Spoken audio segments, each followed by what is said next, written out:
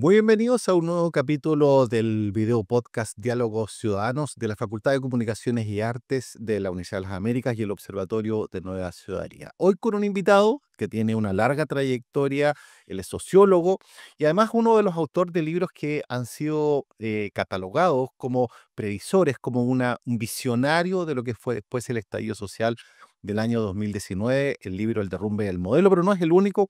También tiene No al lucro, tiene Autopsia, tiene varias publicaciones y además es un constante analista respecto a la realidad chilena. Así que Alberto Mayor, muy bienvenido al podcast. Muchas gracias, Mauro. Eh, Me gustaría partir desde lo más general y saber cómo interpretas en general el momento que está viviendo Chile ahora. A ver, mira, yo he estado trabajando harto metodologías para poder seguir un fenómeno que se llama malestar social. Y el malestar social, la mayor parte uno lo escucha y piensa que el malestar social es lo contrario del bienestar social. Y no es así. Entonces, eso confunde a las élites políticas, confunde a la ciudadanía y genera un problema porque en ciencias sociales cuesta explicar lo que es.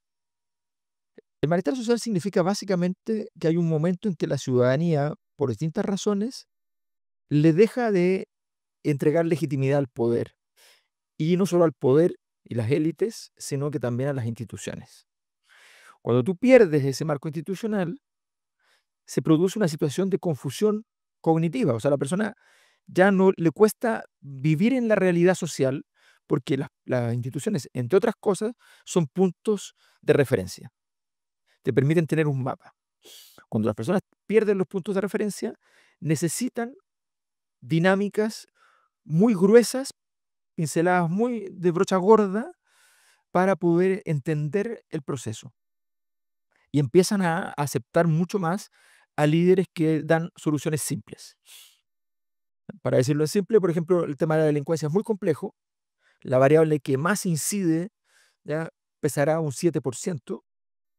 Ya, necesitas muchas variables que mover para arreglarlo, pero va a llegar alguien que te va a decir, lo que hay que hacer es esto, y punto. Y tú vas a decir, bueno, esto me tranquiliza, digamos. ¿Ya? Y como no entiendo todo lo demás, considero que puede ser viable. Y empieza a producirse una dinámica que, eh, que es una dinámica que yo denomino degenerativa. O sea, se empieza a perder la capacidad de construcción en el sentido de un aprendizaje. O sea, yo aprendo hasta aquí, después aprendo más allá y sigo creciendo. Empiezo sistemáticamente a dar vueltas en círculo, reiniciando sistemas sin un aprendizaje de lo que pasó anteriormente. Para decirlo en simple, tenemos voto voluntario que sea obligatorio. Ya no nos gusta el obligatorio, es que deberíamos volver al voluntario.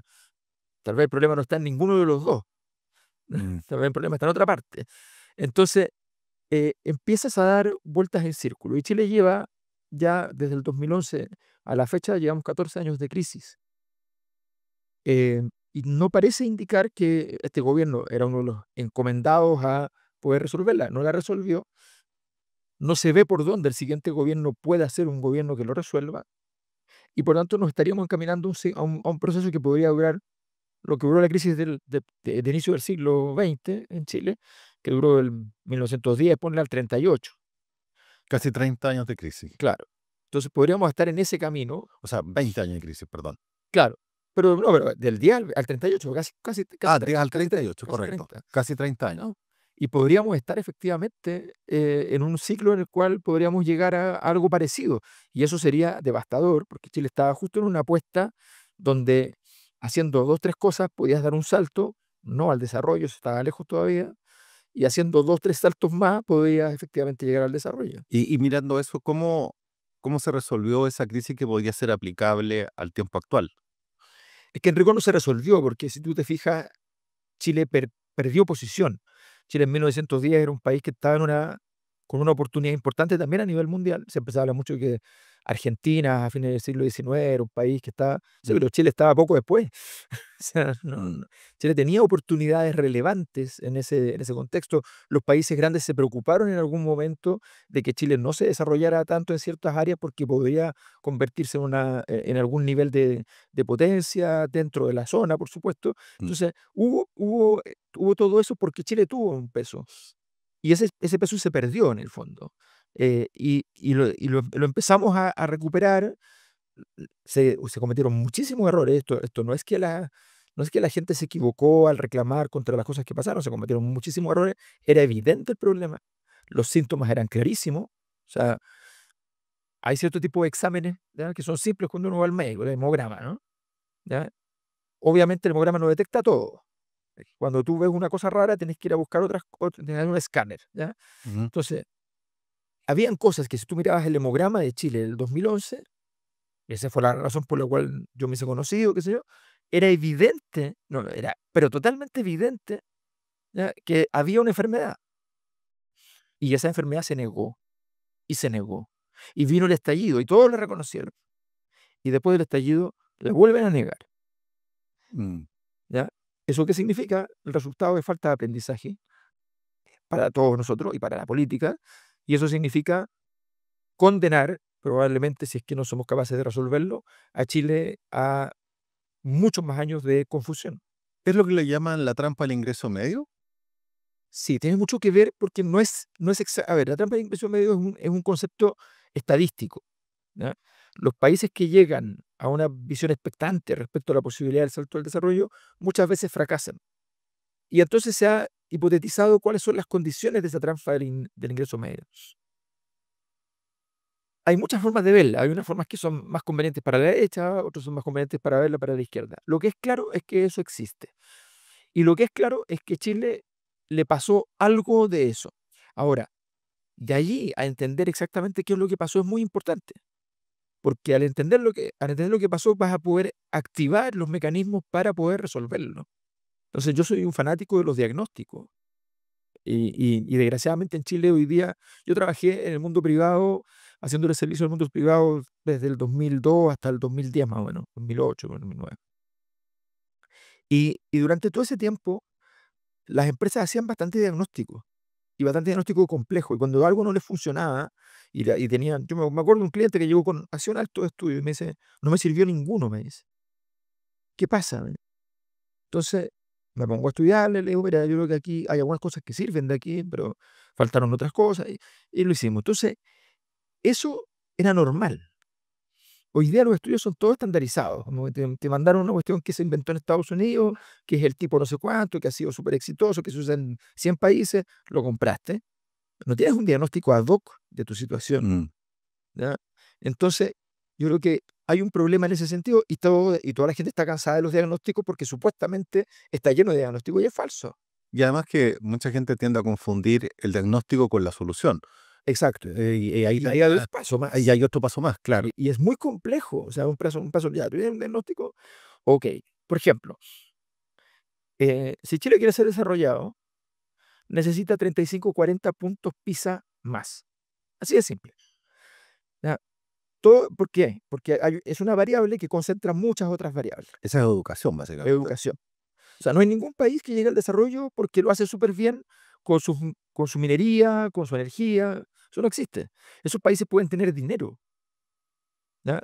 Y se puede perder ese dinero como pasa en Venezuela, ¿ya? Claro. Pero, pero pueden tener dinero, pero no van a ser desarrollados. Los países desarrollados el que menos tiene 35 puntos más prueba PISA que Chile. Y 35 puntos es con una reforma espectacular, perfecta, son 20 años, 25 años. Lo normal, 35 años. Mm, Entonces, mm. no nos engañemos, pero metámonos a trabajar en ese ámbito. Es cierto que los fenómenos educativos, de repente tú haces 3 jugadas juntas que funcionan y se acelera el proceso, ¿ya? Los chicos se ponen a leer más, ¿ya? El razonamiento matemático florece y se desarrolla a través de muchas veces del comercio, por ejemplo, pasa mucho eso. Entonces, empiezas a desarrollar ciertas capacidades, pero no es lo que estamos haciendo. Están todos los papás convencidos que el hijo va a ser futbolista, están todos los papás convencidos que el colegio, si no va al colegio, no pasa nada, ¿ya? Los mismos colegios también convencidos de que si no vienen al colegio tampoco pasa nada. Entonces estamos perdiendo ese, esa tensión dramática, digamos, que era que tu mamá te decía, no, es que estoy un poquito enfermo, no, no tenés fiebre, te vas al colegio. Claro. Como les pasaba a nosotros, Pero, los mamás no nos compraban el té. a ver, no hay fiebre. O sea, tenés que agarrar ponerlo en la lámpara para no ir, pues, weón. Claro. Pero, por ejemplo, tú tocaste el tema de la delincuencia y hablaste como del reduccionismo de argumentos, que hoy día viene alguien que va y promete arrasar con la delincuencia. Bueno, hay un montón de eslogan ahí que hemos visto en los últimos años, o que la gente demanda mano dura y da la sensación de que con la mano dura, metiéndolo a todos presos, vamos a terminar con la delincuencia. Chile hoy día tiene la tasa de encarcelamiento más alta de América Latina por cada 100.000 habitantes y sin embargo no hemos avanzado ni un milímetro. Entonces, al revés, el problema se agrava. Entonces, pareciera ser que todos estos eslogans no reflejan la real solución del problema. Obviamente, mira, un detalle sobre los presos, por ejemplo. El ministro Bulnes, de ese gobierno de Sebastián Piñera Sí. 1, era ministro de Justicia y encarga un informe especializado técnico a una consultora internacional norteamericana, la mejor del mundo. El estudio era caro. El resultado es clarísimo, ¿ya? Le dicen una serie de cosas respecto a las cárceles chilenas. Entre otras, le dicen, aquí hay al menos 3.000 personas que no deberían estar en la cárcel, ¿ya? Se lo toma en serio. Habla con el presidente Piñera. El presidente Piñera se lo toma en serio. Dice, yo no puedo indultar, yo por mano, 3.000 personas, por tanto lo lleva al Congreso. Convencen al Congreso y en ese momento se liberaron más de 3.000 personas. Y a nadie le pareció grave porque se hizo a partir de un buen diagnóstico, a partir de un procedimiento, se consultó con el Congreso y está muy bien. Eso habla de un camino correcto. Cuando cambiaron al ministro Bulnes, el ministro siguiente ese informe lo agarró y lo metió en el cajón, ¿ya? Entonces, tenías un diagnóstico súper claro, súper especializado, y lo dejaste de lado, avanzaste un poco y lo frustraste. Vamos a la cosa más grande. Mira, yo estaba viviendo ahora en Valencia, en España. Valencia es un puerto. Los puertos normalmente son peligrosos. Mm. Los puertos equivalentes históricamente a Valencia eran al frente Nápoles y a la izquierda Marsella, ¿ya? Entonces había un triángulo de puertos ahí. Y Valencia entonces era una ciudad peligrosa, ¿ya? Menos que Nápoles y que Marsella, pero peligrosa. De pronto hicieron una reforma urbana, fundamentalmente en los fines de los años 80. Una reforma urbana, eh, hablábamos antes de la ciudad de las artes y la ciencia, eso quedaba en un lugar que era como no hacerlo aquí ni en Providencia ni en Las Condes, era como hacerlo en Pudahuel, ¿ya? Eh, Hicieron parques, habilitaron infraestructura pública en todas partes. Tú vas y eso en España pasa en todas partes. Tú llegas al pueblo más chiquito, las veredas están recién hechas, está todo limpio, está todo perfecto, ¿ya? Habilitaron todo eso. No hubo cambios en las policías, no al menos cambios particulares, los que se hicieron a nivel nacional con los cambios naturales. Se acabó la delincuencia. No hay delincuencia. De hecho, es una de las mejores ciudades para vivir del mundo. Exacto. Entonces, no hay, Mm. pero, o sea, no hay, o sea, llega a ser como, no sé, para mí se me quedó un par de veces el celular en un taxi, o se me quedaba en un local, en una cafetería, o qué sé yo. Después me daba cuenta, una hora después, o el taxista volvía buscándome a dejarla, o en la cafetería llamaba por teléfono y me decía, no, o sea, aquí está, qué sé yo. Yo iba todos los días a trabajar a un café en un tiempo y trabajaba de las 8 de la mañana a las 2 de la tarde en el café. Yo me llamaban por teléfono, salía del café, porque no se podía hablar adentro, hablar muy fuerte. Entonces salía para hablar afuera en la calle, dejaba el computador, dejaba todas las cosas. Volvía 40 minutos después, estaba todo normal, dejaba el celular ahí, me iba al baño, volvían. No existe, no existe. Entonces, bueno, esa situación efectivamente tiene que ver con la mejora en la educación, con la mejor. Entonces, esto suena fome, suena aburrido. Entonces lo dice y te dicen, ya, a este le falta calle. No, si estamos hablando de datos. Estamos hablando de que eso es lo que funciona, de que los lugares con cierto tipo de datos caen en la delincuencia y con cierto tipo de datos no caen. Y las soluciones tipo Bukele, a Bukele le funcionó. No hay casos en el mundo prácticamente de presidentes que se hayan hecho famosos por mejoras en la seguridad. Por algo será. Y a Bukele le pasó porque él combate pandillas, Las maras son pandillas de alta peligrosidad, pero son pandillas, no es el crimen organizado. No están infiltrados en los jueces, no están infiltrados en los partidos políticos, no están infiltrados en el Estado. Pero hay mucha crítica a que se ha instalado una dictadura en Salvador justamente por la cantidad de personas, por ejemplo, Exacto. inocentes, sin cargos, que llevan presas algunos años y no hay ninguna explicación de eso, O digamos. sea, hay casos emblemáticos, hay un caso Hay varios, sí. pero hay una cosa que ya es gravísima porque además involucra relaciones exteriores. Varios, resulta que desde Estados Unidos fueron enviados varios migrantes, ya le pagaron a Bukele por usar sus cárceles, los mandaron para allá. Se equivocaron en el envío y mandaron a una persona enteramente inocente, enteramente inocente. Entonces les informan de que hay que devolverla. Bukele responde que no tienen cómo devolverla. ¿Y eso por? No hay explicación. Entonces, ¿qué pasó ahí? Esa persona fue torturada, esa persona, ¿qué pasó? ¿Ya? Entonces, tienes situaciones en las cuales no se sabe lo que está pasando. O sea, suena súper bien, efectivamente, en lo general. El problema es cuando uno empieza a jugar, a pasarse el Estado de Derecho. Mm. Cuando uno empieza a jugar, mira, el Estado de Derecho se dobla. Uno lo puede respetar cuadradito y como está, o uno lo puede empezar a mover, a doblar. ¿Ya? Entonces, no siempre es ilegal doblarlo, ¿ya? Pero ya lo doblaste Mm. y lo empiezas a deformar. En algunos casos te saltas la ley, es más grave, pero lo empiezas a deformar. Y ese riesgo es muy grande.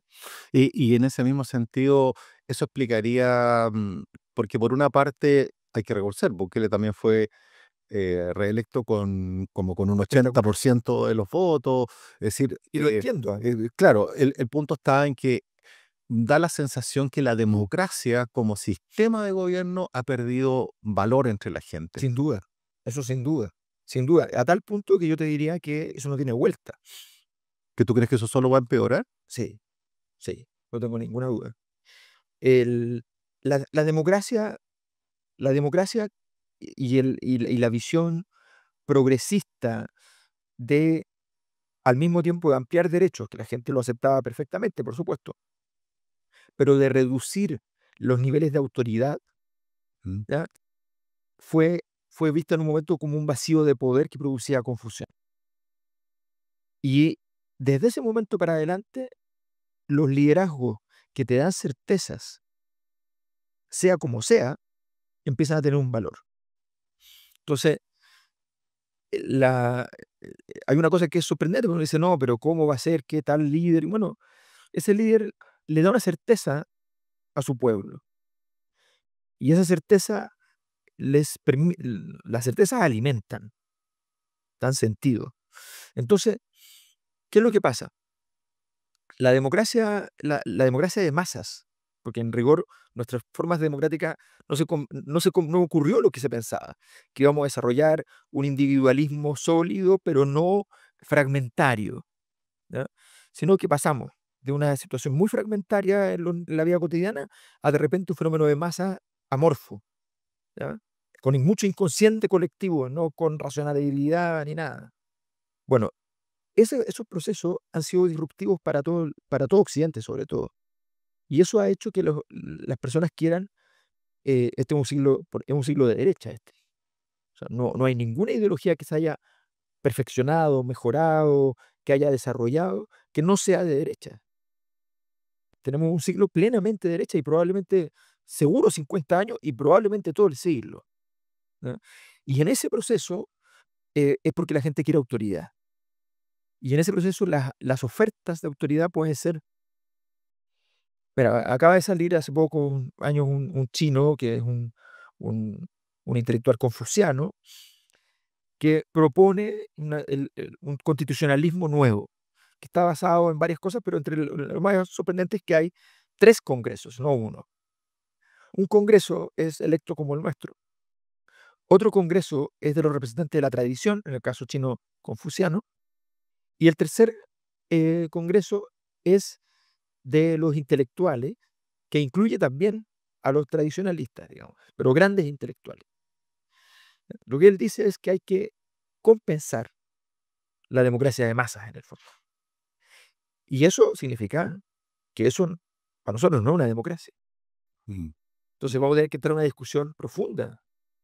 Y eso significa, y eso también podría ayudar a explicar este nacimiento de los populismos, esto que tú dices que la gente demanda autoridad. Eso es un Sí. caldo de cultivo especial para los populismos, ¿o no? O sea, si tú aumentas el requerimiento de autoridad, una autoridad desinstitucionalizada es simplemente poder. Entonces tú requieres a alguien con poder, Mm, no con autoridad institucional. ¿Ya? Dejas de pensar en la institucionalidad porque no te gusta, porque es todo más lento y qué sé yo, y entonces pasas a decir, yo quiero a alguien con poder, que no es lo mismo. La política en rigor y la política institucional en rigor es lo contrario del poder, es la domesticación del poder. Entonces, quieren poder. Ok, de acuerdo, quieren poder, pero además de poder, está este fenómeno que te decía del malestar social, que significa que uno le encuentra sentido a la experiencia política, no la entiendes. Y entonces, solo, solo puede ser relevante aquello que te es pertinente, aquello que tú entiendes. mm. Entonces, por ejemplo, la gente que está en este estado, pero que es de izquierda, tiene una certeza, que odia a la derecha. Y la gente que es de derecha, que está en esta situación, solo sabe una cosa, que odia a la izquierda. Y entonces se vuelven personas que no quieren llegar a acuerdo en nada. ¿Ya? Mm. Y la gente de centro que le pasa esto, ni siquiera tiene esa certeza. Bueno, felizmente. ¿Ya? Y entonces entra en un examen, navega por el mundo buscando una respuesta que normalmente no llega. Entonces, esa combinación de factores es corrosiva para las formas democráticas que nosotros conocemos, totalmente, y conduce a, a salidas populistas de mediano plazo, que en algún momento se van a convertir, se van a endurecer, van a constituir instituciones desviadas, disruptivas, pero instituciones, y en ese momento vamos a estar con un modelo de sociedad y con un modelo de gobierno que ya no es populismo, sino que es un nuevo orden autoritario. Y que eso un poco cuando uno mira, por ejemplo, lo que está pasando en Chile ahora con la próxima elección presidencial. O sea, el centro no está representado hoy día en ninguna parte. Y eso llama la atención. Creo que es primera vez en todos los años de democracia, desde la elección del 89, en diciembre del 89, que vemos que no hay un centro representado. Fíjate que los chilenos, yo, fue un largo proceso investigativo para llegar a una cosa que básicamente logramos definir, y de hecho lo hemos hecho por comunas. ¿Qué porcentaje de la población, de los electores, está en una condición que nosotros llamamos disruptiva? ¿Qué significa disruptivo? Significa que no creen en los acuerdos, significa que están o no creen en las instituciones o consideran que las instituciones están tan mal que no creen en estas instituciones. ¿Ya? En tercer lugar, son todos críticos de la transición política, todos, todos, todos, todos. Eso no importa de la posición política que tengan. Y en cuarto lugar, tienen rabia. Y en quinto lugar, odian a las élites. Ujú. ¿Ya? Algunos odian más a la élite económica y otros odian más a la élite política. Bueno, ese grupo suma hoy, promedio, en Chile, 70% del electorado. Es casi todo el mundo, digamos. Casi todo el mundo. Y si tú te fijas, y los candidatos que les sirven son la mayoría hoy día, porque hay solamente una candidatura que está representando un poco a los institucionalistas, a tal punto que tiene todos los votos de la gente que todavía cree en la concertación. Eso es un temazo, porque está lleno de gente que ama la concertación desde el punto de vista de los valores. Pero 4/5 de esas personas odian a la concertación propiamente tal, porque traicionaron, sienten ellos, el mandato entregado, ¿ya? Y no, no llegaron a donde tenían que llegar. Pero son personas que tienen todos los valores que ellos imputaron respecto al origen de la concertación. Mm. Entonces, y esas personas están completamente huérfanas, son las que definen las elecciones, y ¿Y quién los representa hoy? los que están enojados se van para todas partes. O sea, no lo echemos en realidad, ¿o no? Se va para todas partes. No, ahí tiene una cantidad, por ejemplo, tiene tuvo mucho cast, los perdió y lo está reconquistando. Ahí también tiene Jara, también tiene Matei, también tiene Kaiser harto ahí, ¿ya? De la votación que tiene allá harto. Ahí hay un poco de Parisi también. Y luego están los concentracionistas que votan por Matei. Esos votan por Matei. Eso es una contradicción Pero votan por potente, Matei, no tienen porque ningún duda. porque no tienen alternativa, o es como un poco la democracia cristiana, en principio no quería pactar con el PC, después Porque son accedió. institucionalistas. Porque son institucionalistas y la única candidatura que viene como a reivindicar la mirada más institucional es la de Matei. Entonces son institucionalistas y dicen, no, no, a ver, lo demás, no, el Partido Comunista para mí no, siempre habla como saltarse el Estado de Derecho. Kast también dice cosas. Campbell lo dijo ahora que se salta al Congreso, Exacto. aunque después Retroceso, retrocede un pero poco. ya te lo dijo, o sea, estas cosas son Claro, así. claro.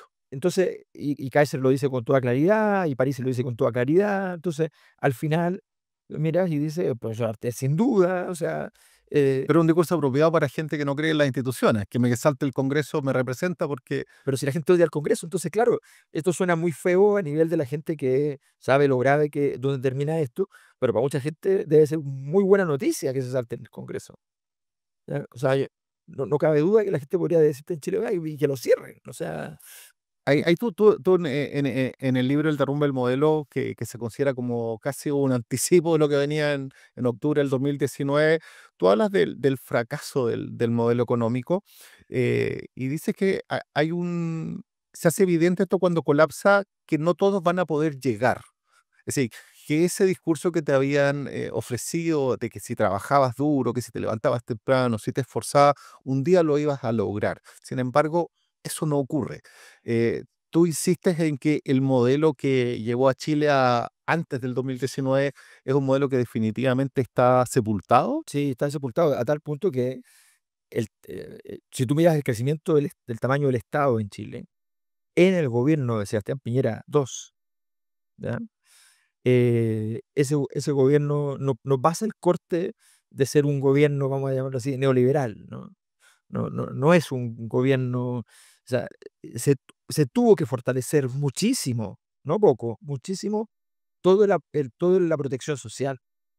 Se hizo algo que además es una forma de protección social muy equivocada, pero se hizo, que es la transferencia directa a los hogares, ¿ya? La PGU, qué sé yo, es como política pública muy compleja para el futuro, ¿ya? No solo en sostenibilidad, sino que además en términos de que las transferencias, esto está investigado, producen directamente, la palabra es adicción, ¿ya? Anda a ver a las compañías mineras, ¿ya? Dando bono y es adicción, ¿ya?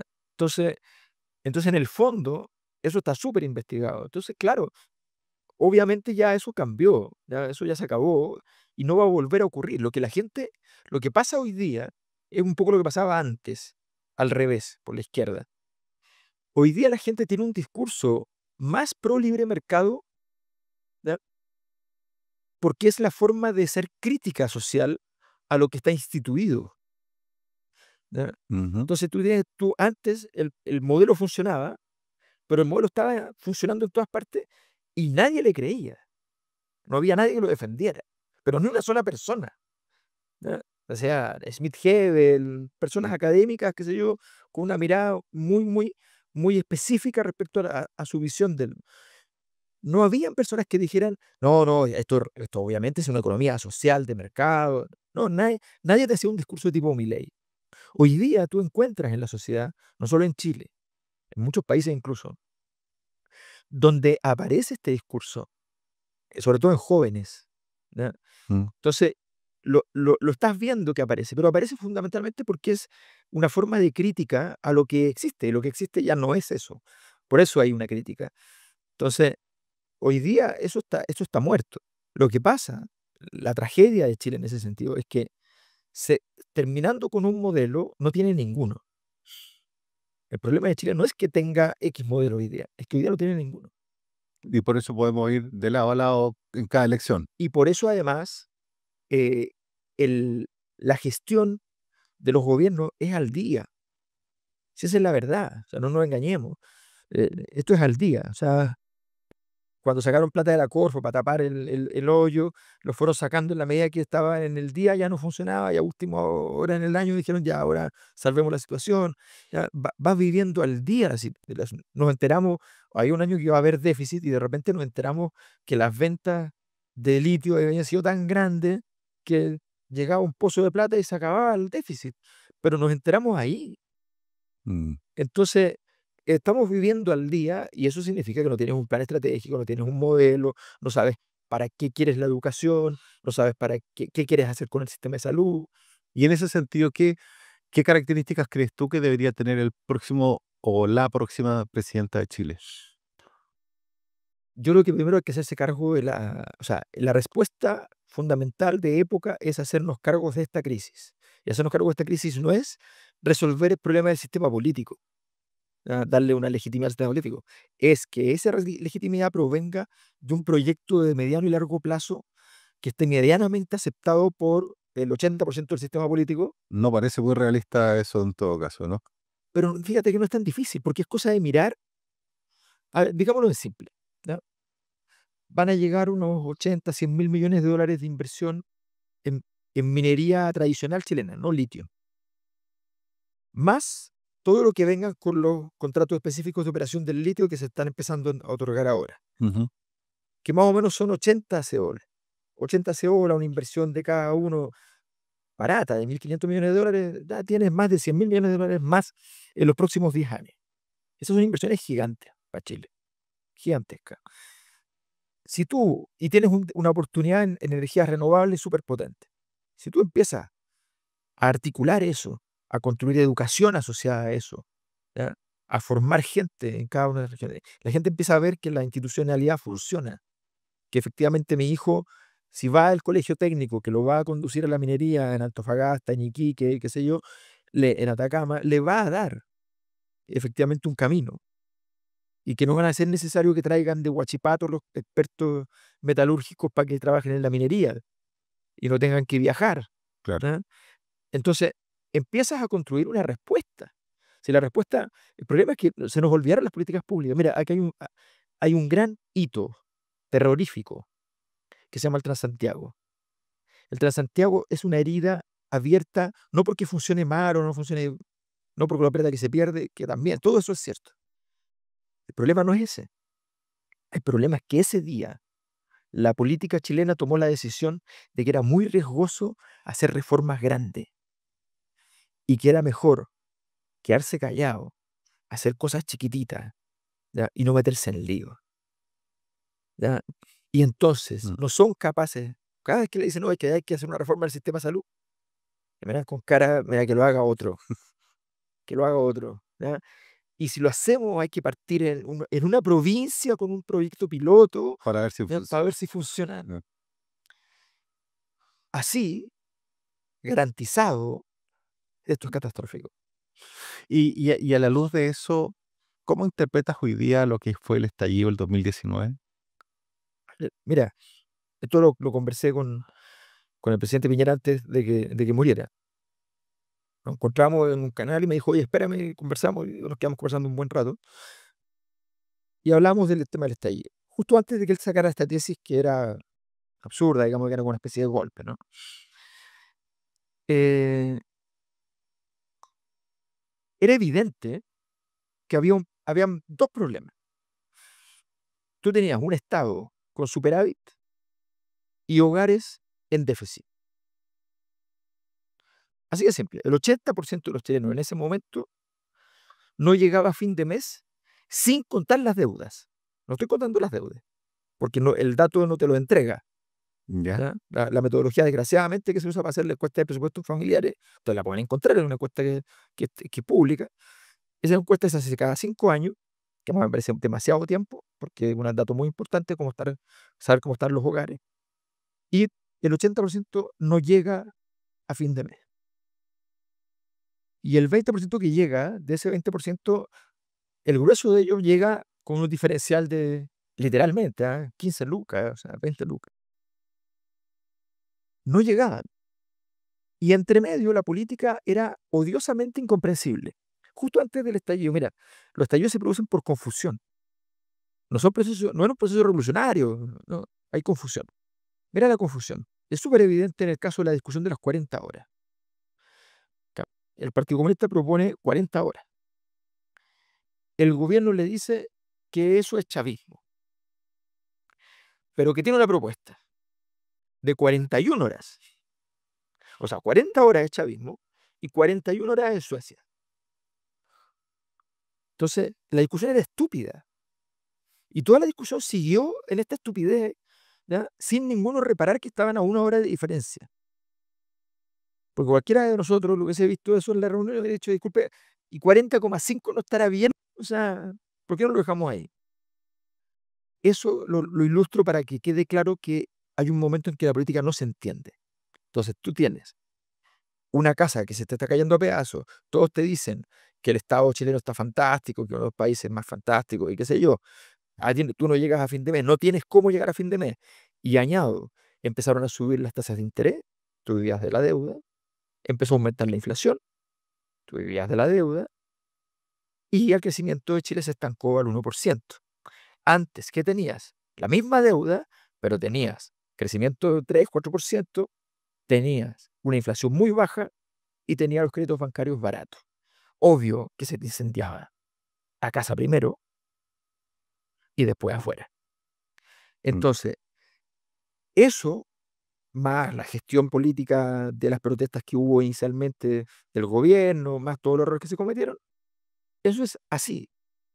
Y aquí te digo lo que dijo Millera. Me dijo, mira, la verdad, porque primero me lo negó, y después me dijo, no, así en un momento lo entendimos, y por eso hicimos la PGU,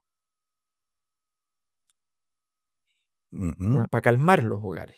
Pero la PGU salió en el momento del estallido, o sea, recuerdo que ya con la calle incendiada, Sí, pues, o sea, por eso. no, pero no fue una decisión previa, No, pues, por eso no, la reacción fue tardía. claro. O sea, y la Y razón, la gente ya no creía y tampoco. ya no creía. Y ese es el problema, que cuando tú llegas a esos extremos, ya la gente no cree aunque tú lo hagas.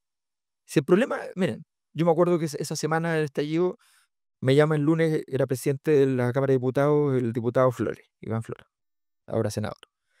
Y me invita al Congreso, porque me dice, yo no entiendo que eso, esta cosa de los estallidos. Entonces le explico, qué sé yo, sociológicamente, que entonces me dice, ya, pero ¿y la terapia para esto, no? Digo, mire, hoy día, era el martes siguiente, ¿no? Hoy día esto vale 2.000 millones de dólares. En un mes va a costar 15.000 millones de dólares. Si pasa el tiempo, no sé cuánto va a costar. O sea, tú tienes que intervenir rápido. Él, acaba de tener un accidente cerebrovascular. Intervención temprana es fundamental, ¿ya? Entonces, ¿cuánto costó? Sin contar arreglar las calles, sin contar nada de eso. Todo eso se está haciendo. Recién todavía. Estamos ahí jugando. Pero costó, si tú sumas, sacar los 10% de la FP, que nace del estallido, Mm. no viene de otra parte, más los bonos que se entregaron directo a los hogares para microempresas y para microempresas era una forma de darle a las personas igual, porque las microempresas son básicamente personas, todo eso suma 80.000 millones de dólares. ¿Ya? Es un presupuesto completo, en ese tiempo más de un presupuesto de esa época, hoy día un presupuesto más o menos completo de Chile. Eso es lo que se tuvo que transferir para poder, no resolver, calmar, más procesos constituyentes, más todo lo que hicimos, ¿no? Y salimos de ahí, no salimos, no salimos. Salimos del estallido porque la gente se cansa de gastar energía, los estallidos son mucho energéticos. O sea, después viene un momento de repliegue, naturalmente. Pero, y además los estallidos no siempre explotan como así. Mm. O sea, a veces salen otras formas. ¿Por qué crees tú que fallaron los intentos constituyentes que hubo en Chile?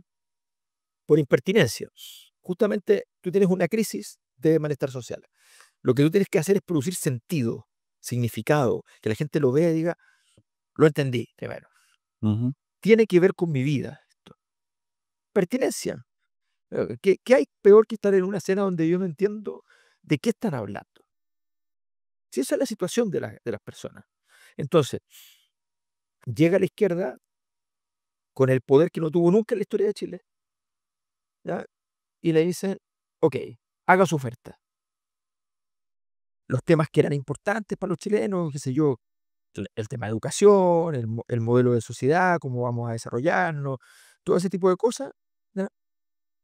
Pero no, lo que ellos leen, aquí hay una cosa que es más miserable además, lo que ellos ven en la convención es el camino de configuración de los nuevos nombres de la nueva élite.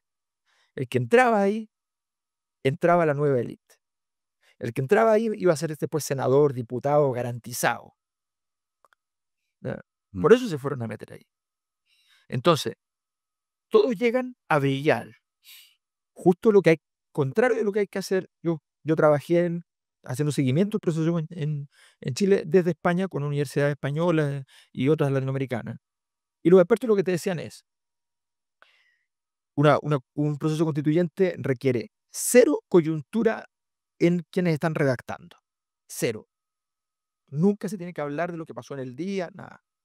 Todo lo contrario. Hora de incidentes todos los días cuando partían las sesiones, ¿ya? Ujú. En segundo lugar, efectivamente, tener un proyecto que sea representativo, ¿ya? Es fundamental. No demorarse en el reglamento, los reglamentos son estándares en todo el mundo, no meter a toda la gente que, vamos a hacer la comisión de medio ambiente. ¿A quién le gusta medio ambiente? Todos levanten la mano los que les gusta. No, así no se hacen las comisiones. Porque si llega a los que les gusta, entre ellos se ponen extremos. Y llega con una cuestión que en la sala, en el pleno, lo miran y dicen, oye, esta está mala. Y entonces, y eso fueron 2 meses de trabajo y tienes que corregirlo en 2 semanas. Te va a quedar mal. Te va a quedar mal, Mm. ¿ya? Y además, la parte más grave, se vio que no era necesario ninguna negociación, ¿ya? Y, y entonces eran rótulos políticos nuevos, novedosos, todo tenía que ser histórico. Y entonces agarran de las constituciones latinoamericanas el tema de una constitución plurinacional. O sea, primero, Chile es portaliano, ¿ya? Es portaliano. No es un invento eso. En segundo lugar, Chile tiene 10%, 12% de población que se declara de los pueblos originarios. En Bolivia, que es plurinacional, tiene 62%. Entonces, no tiene nada que ver, Mm. no tiene nada que ver. Fue impertinente, fue impertinente. Entonces, como no se entendía, Mm. fue desagradable. Y lo que terminó por pasar es que es sorprendente. Hay variables que reflejan el clima político, ¿no? Hay 3, 4 variables que yo siempre mido que van reflejando el clima. Y el clima dura 10 años, 5 años, cuando menos. O sea, son climas estables. El clima llevaba 10 años. Llegó el proceso constitucional uno, con la convención, y en 6 meses habían destruido esa ventaja. Pero destruido. Cuando te digo destruido, te estoy diciendo que hay una variable que se mide que a favor de la izquierda sacaba, cuando partió el proceso, 88%, que es una variable que nunca se había movido más allá del 55, 60, estaba en 88, y que cuando termina el proceso está a la derecha, no en 55, sino que en 62. O sea, En meses, en 7 meses, 8 meses, giraron por completo el país. Y cambió el clima, y hoy día el clima que hay es ese. ¿y cómo, por ejemplo, hoy día, cuando uno observa el fin de los idearios colectivos y entramos solamente a un ideario individual, cómo haces para construir un país en esas circunstancias, donde no hay una épica común? ¿Sabes lo que pasa? Es que aquí es donde es tan importante la oferta política. La política se quedó sin oferta. La política es como voy a la feria, escucho y repito, ¿ya? Yo veía a personas que, me acuerdo que el actual presidente del Senado, Osandón, me acuerdo que Osandón para el 2011, Moreira también, qué sé yo, ¿ya? De repente estaban me tocó en eventos, qué sé yo, en conferencias, estaban con la educación gratuita. Entonces, y tú le decís, ¿pero cómo? Sí, sí, no. Ah, qué interesante. ¿Y qué es para ti la educación gratuita? Y te decían una cosa nada que ver. Pero porque tenían que decir educación gratuita porque en la calle la gente decía educación gratuita. Entonces empezamos a jugar, ¿ya?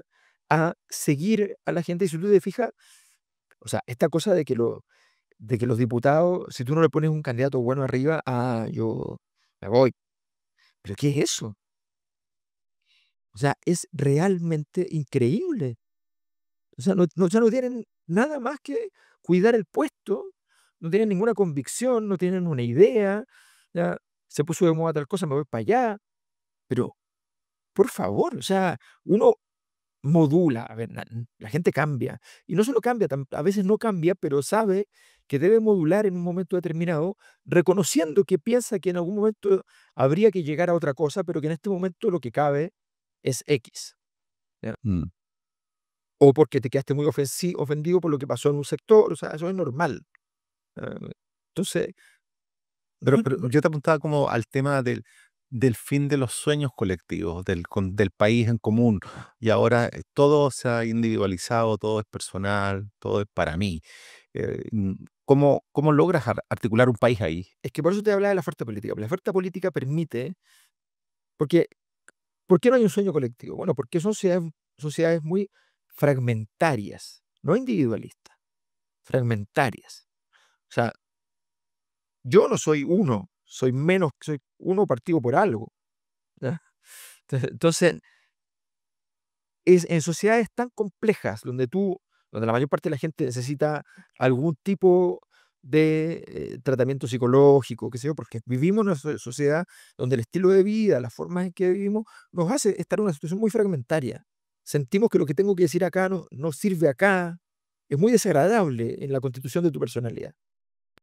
En ese proceso, tú necesitas unos ciertos anclajes y a partir de esos anclajes recién podrías tener un sueño. Entonces, por eso cuando yo hablo de la oferta política me refiero a que desde, desde quienes tienen el poder para generar condiciones, es importante que se avance. Si yo veo que mis hijos tienen futuro con el solo hecho de sacarse más de un 6 en el colegio, entonces eso me ordena. Pero si yo siento que el 6 me lo regalan, porque lo ayudan y lo subvencionan y me lo regalan, pero no sabe, entonces cuando va a la prueba no puede quedar, pero hay unas universidades que te van a servir para poder quedar, pero resulta que ya no, ya tú dices, no puedo estar en una gestión como esta, ¿por qué no es más simple? ¿Ya? Mi hijo es bueno para esto, ok, va para allá. Mi hijo es bueno para esto, ok, va para allá. Necesitas, y lo mismo con los empleos, con las complejidades, con la sensación de que el currículum no te sirve, de que los contactos, o sea, nosotros estamos enfermos de contactismo, ¿ya? Porque, y además porque es cierto, pues lo peor es que es cierto, o sea, necesitas estar inmerso en una serie de dinámicas para poder gestionar tu situación. Tienes Ujú. que estar bien con todo. Es una cosa muy abrumadora.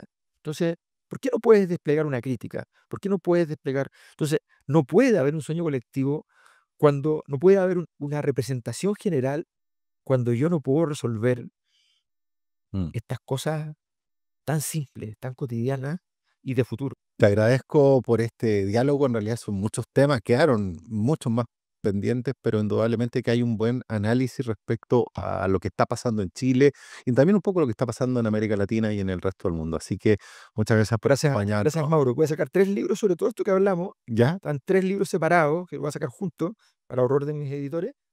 Así que, pero van a estar luego disponibles. Así que, Los vamos a estar esperando. gracias. Así, muchas gracias también a ustedes por acompañarnos y será hasta un próximo capítulo del podcast Diálogos Ciudadanos de la Facultad de Comunicaciones y Artes y el Observatorio de Nueva Ciudadanía de Universidad de las Américas.